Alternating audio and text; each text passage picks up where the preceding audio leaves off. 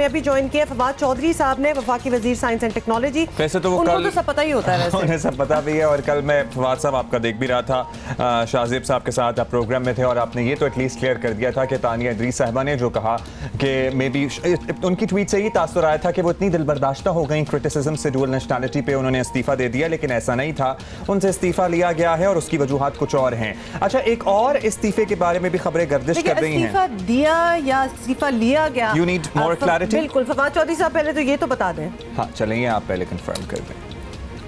देखिए, बात यह है कि पहली बात जिस तरह से मैंने कल भी ये बताया था कि आर्टिकल 91 जो पाकिस्तान के आइन का है वो वफाकी काबीना तो डिफाइन करता है prime minister and the federal ministers. तो जो SAPMs होंगे या एडवाइजर्स होंगे वो फेडरल कैबिनेट का हिस्सा नहीं होते, वो इन्विटेशन के ऊपर, प्राइम मिनिस्टर के स्पेशल इन्विटेशन के ऊपर कैबिनेट अटेंड करते हैं।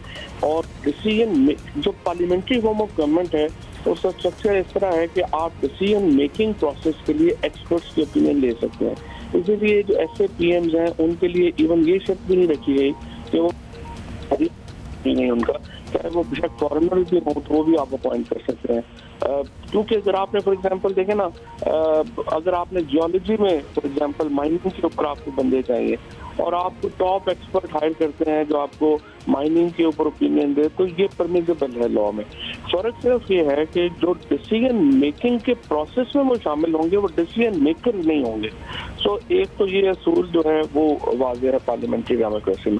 दूसरा जो इशू है ये तानिया इदरीस का और डॉक्टर जफर मिर्जा साहब का, दोनों ने कल ट्वीट्स किए हैं और उन्होंने अपना मौक़िफ़ दे दिया है। मैं समझता हूँ कि डॉक्टर जफर मिर्जा साहब के साथ तो खैर हमने चूँकि क्लोजली काम किया है, is a very honourable man और बहुत उन्होंने जो है वो जान भी लगाई। और तानिया का जो असल प्रॉब्लम आ रहा था कि वो NITV और तानिया इदरीस का एक ही काम था, तो उसकी वजह से दोनों जो थे वो चल नहीं पा रहे थे और दोनों में से एक को तो जो है वो जाना ही था। फिर NITV चूँकि एक लीगल इदारा है और उसका वो चल रहा था, वो कायम रहा, ज़ाहिर है फिर इनको जो है जाना पड़ा। अच्छा, अब डॉक्टर जफर मिर्जा के बारे में भी ज़रा हमें अगर आप कर सकें वजाहत तो कर दीजिएगा काइंडली कि उनके इस्तीफे की वजूहात क्या बनी, क्योंकि काबीना इजलास में मामला ज़ेरे बहस आया था, चाहे वो भारत से दवाओं वाला मामला हो या फिर अचानक से अद्वियात की कीमतों में इजाफे की बात हो, क्या यही वजूहात बनी? और अली ज़ैदी साहब का भी ये कहना था कि वज़ीर आज़म डॉक्टर जफर मिर्जा से खुश नहीं है। देखिए, पहली बात तो ये बात मैं आपको वाज़ेह करता हूँ कि हिंदुस्तान से दवाइयों की जो भी मामला है उससे हेल्थ मिनिस्टर से ज़्यादा वो तो कॉमर्स का प्रॉब्लम था। उसमें भी थोड़ी मैं वजाहत कर दूं कि मसला क्या था। मसला ये था कि कैबिनेट ने ये कहा कि हिंदुस्तान से कोई दवाई नहीं आएगी अनलेस कि वो बहुत ही क्रिटिकली ज़रूरत उसकी हो। अब हुआ ये कि जो लाइफ सेविंग ड्रग है वो डिफाइन हुई है आपके ड्रग एक्ट में, और उसके अंदर को 453 ड्रग्स पड़ी हुई है और वो 453 ड्रग्स जो हैं उनमें विटामिन भी शामिल किए हुए हैं, उनमें हर चीज शामिल की हुई है, जिसकी वजह से वो जो दवाइयां हैं वो लीगली उनकी अलाउ हो गई इम्पोर्ट। अब जब दोबारा ये मामला सामने आया तो प्राइम मिनिस्टर साहब ने कहा कि ये तो वाज़ेह तौर पे काबीना ने कहा था सिर्फ लाइफ सेविंग ड्रग्स, तो ये कैसे आना शुरू होगी? तो वो उसके ऊपर जो कॉमर्स का और जो कस्टम्स और वो एक डिटेल इंक्वायरी जो है वो इस वक्त चल रही है, बट उसमें डॉक्टर जफर साहब का कोई लेना देना इतना नहीं है। अच्छा, आप पार्लिमानी जमहूरियत की फवाद साहब अभी बात कर रहे थे, लेकिन ये दोनों तो चले मुस्ताफ़ी हो गए या इनसे इस्तीफा लिया गया, इनफैक्ट लिया ही गया। बाकी जो वज़ीर आज़म के स्पेशल एडवाइजर्स हैं, रज़ाक दाऊद साहब को देख लें, नदीम बाबर साहब को देख लें, इवन जुल्फ़ी बुखारी साहब को देख लें, काबीना इजलास पे भी मौजूद होते हैं। बुखारी साहब ने तो कहा कि वज़ीर आज़म कहते हैं कि आइए, फिर डिसीजन मेकिंग में इनका किरदार तो है, तो फिर तो इस बात की बरमला नफ़ी हो रही है कि ये लोग डिसीजन मेकर नहीं होंगे, बस एडवाइजर्स होंगे। देखिए, ये तो एक बहस है और इसके ऊपर ओपिनियन है, लेकिन असल में जो पाकिस्तान का आइन में आर्टिकल 91 जो है वो वफाकी हुकूमत को डिफाइन करता है और उसके मुताबिक ये ओपिनियन जो आपकी ओपिनियन है, अगर ये प्राइम मिनिस्टर की ओपिनियन बन जाएगी तो वो उनको फारिग कर देंगे। अगर आपकी ओपिनियन रहेगी और ये प्राइम मिनिस्टर इससे कन्विंस नहीं है तो वो कंटिन्यू करेंगे। उसकी वजह यह है कि जो the whole dependence of their being in the cabinet और being invited in the cabinet depends on the players of prime minister. So जब तक ये अपना प्राइम मिनिस्टर साहब को का एतमाद हासिल होगा उनको और मिनिस्टर्स को भी, तो वो रहेंगे। इस तरीके से आप देखिए ना कि इवन जो प्राइम मिनिस्टर जो हैं वो चूँकि तहरीक इंसाफ के चेयरमैन भी हैं, तो उनके पास पॉलिटिकल पावर भी है और अपनी एग्जीक्यूटिव अथॉरिटी भी है। अच्छा फवाद चौधरी साहब, ये भी बताइएगा कि आपने बड़ी खुलकर गैर मुंतखब लोगों के खिलाफ बात की और अभी भी हम जैसे बात कर रहे हैं, लेकिन अब भी बहुत से अहम फैसले जो हैं वो गैर मुंतखब लोग ही कर रहे हैं। तो आपकी कल वज़ीर आज़म से मुलाकात भी हुई है, क्या इस हवाले से कोई बात हुई है, कोई फ्यूचर कोर्स ऑफ एक्शन कर लिया जाए, वरना तो लोग आते जाते रहेंगे? वज़ीर आज़म साहब से तो जो बातचीत हुई है ज़्यादातर वो तो ऑफ द रिकॉर्ड थी, लेकिन मैं ये समझता हूँ कि देखें हमारा असल जो मकसद है प्राइम मिनिस्टर साहब का, इमरान खान क्यों वज़ीर आज़म है? इमरान खान इसलिए वज़ीर आज़म है कि जो PMLN और पीपल्स पार्टी का जो स्टेटस को था लोग उसको तोड़ना चाहते थे, और इसलिए लोगों ने इमरान खान को वोट दिया, PTI को वोट दिया कि आप आए और इस स्टेटस को तोड़ें, इदारों को हम बेहतर कर सकें, रिफॉर्म्स कर सकें।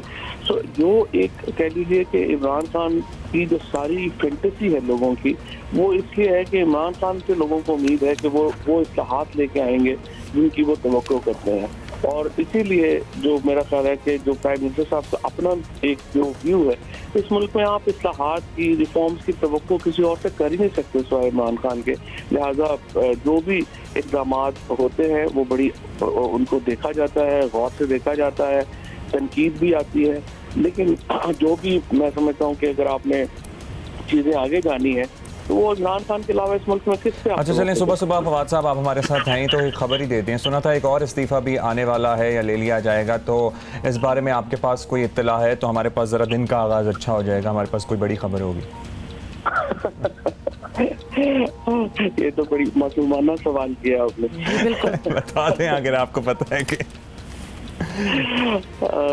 मेरा ख्याल है कि प्राइम मिनिस्टर साहब जो है वो जो फैसले हैं या टीम में जो तब्दीलियां हैं उन्होंने पहले ही इसका इंडिया दे दिया था, और जो उनकी इस वक्त प्राइम मिनिस्टर साहब का जो पॉइंट ऑफ व्यू है वो यही है कि जैसा मैंने पहले इंटरव्यू में भी कहा था, तो उन्होंने कहा था कि इन 6 महीनों में आपने अगले जो 2-3 साल हैं उनका एजेंडा जो है वो वाज़े कर लेना है, क्योंकि इसके बाद फिर आपके पास ये नहीं होता कि आप लंबा सोच सकें, काम कर सकें।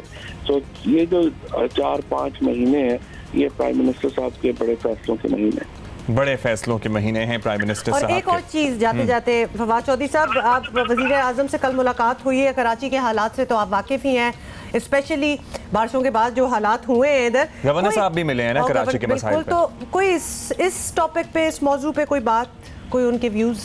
देखिए इमरान इस्माइल साहब गवर्नर सिंध चुके और मैं इकट्ठे मिले थे, तो गवर्नर साहब जो हैं वो बड़े, उनका जाहिर है कि बड़ा कंसर्न है कराची के ऊपर, वहाँ से आए भी हैं। तो असल जो प्रॉब्लम आती है कि देखिए कराची को पीपल्स पार्टी जो है वो क्यों तवज्जो नहीं देती, या क्या उनको क्यों कराची से जो है लगाव नहीं है, वो इसलिए वो कहते हैं कि हम यहाँ से वोट नहीं लेते, और वहाँ पे PTI है या MKM है, दोनों जो वफाकी हुकूमत में। अब मसला ये है कि सिंध हुकूमत जो है वो NFC अवार्ड से पैसे लेने के ऊपर तो गला फाड़ फाड़ के बात कहती है, प्रोविंशियल फाइनेंस कमीशन अवार्ड नहीं कर रही है ताकि कराची के लोगों को उसका हक मिले। तो इसलिए जो इंफ्रास्ट्रक्चर बेसिक है वो प्रोविंशियल गवर्नमेंट ने ठीक करना है, वो ठीक करने को तैयार नहीं है, कराची को उनका शेयर देने को तैयार नहीं है, और इसकी वजह से वहाँ मसाइल में इजाफा हो रहा है। अब प्राइम मिनिस्टर साहब ने कल जो नेशनल डिजास्टर मैनेजमेंट है और जो हमारा एक इदारा है Pakistan council for research in water resources, हमने और NDMA को, ये प्राइम मिनिस्टर साहब ने कहा है, NDMA को कहा है कि फौरी तौर के ऊपर इन मसले का कोई हल निकालें और जो भी इमीडिएट रिलीफ है उसकी तरफ जाएं, क्योंकि NDMA एक नेशनल डिजास्टर का इदारा है, तो वो वहाँ पे जाएगा और हम भी जो है वो उनको असिस्ट करेंगे। लेकिन असल प्रॉब्लम कराची का तब तक हल नहीं होगा, बल्कि ये मुल्क का प्रॉब्लम हल नहीं होगा जब तक प्रोविंशियल फाइनेंस कमीशन अवार्ड नाफिज ना हो और डिस्ट्रिक्ट जो हैं, सिटीज जो हैं, उनको उनके हिस्से का वसाइल में शेयर ना मिले। जी बिल्कुल, ये तो तमाम सूबों का मसला है। बहुत शुक्रिया आपका। फवाद चौधरी साहब हमारे साथ मौजूद थे और उन्होंने ये तो कह दिया कि बड़े फैसले होंगे अब आने वाले दिनों और आने वाले चंद 3, 4, 5 महीने जो हैं उसमें आप बड़ी तब्दीलियां आती हुई देखेंगे।